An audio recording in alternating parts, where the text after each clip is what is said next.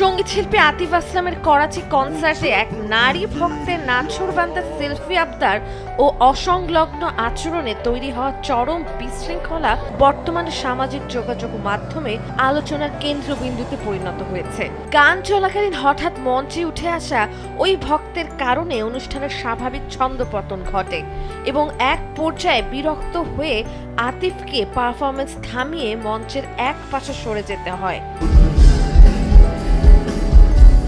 শুরুতে আতিফ বিষয়টি বেশ সহজভাবেই নিয়েছিলেন এবং মজার ছলে ওই ভক্তের সঙ্গে সেলফি তোলার সুযোগ করে দেন।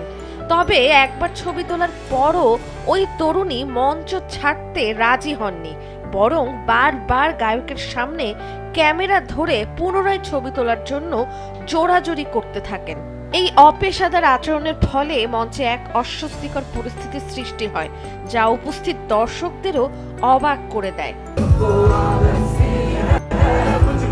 পরিস্থিতি বেগতিক দেখে দ্রুত নিরাপত্তা রক্ষীরা মঞ্চে এসে ওই তরুণীকে সরিয়ে নেওয়ার চেষ্টা করেন, কিন্তু ওই ভক্ত তখনও নাছোড়বান্দা ছিলেন এবং নিরাপত্তা রক্ষীদের সঙ্গে তর্কে লিপ্ত হন। ভাইরাল হওয়া ভিডিওতে দেখা যায় নিরাপত্তা রক্ষীদের বাধা সত্ত্বেও তিনি বারবার আতিফের কাছাকাছি যাওয়ার চেষ্টা করছিলেন, যা কনসার্টের নিরাপত্তা ব্যবস্থাকে প্রশ্নের মুখে ফেলে দেয়।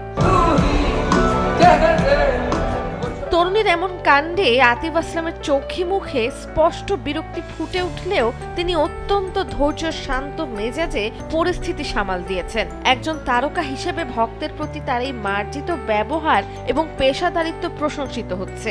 শেষ পর্যন্ত অনাকাঙ্ক্ষিত এই ঘটনার রেশ কাটিয়ে আবারও গান শুরু করেন জনপ্রিয় শিল্পী। নন্দিনী আহসান, সময়ের আলো।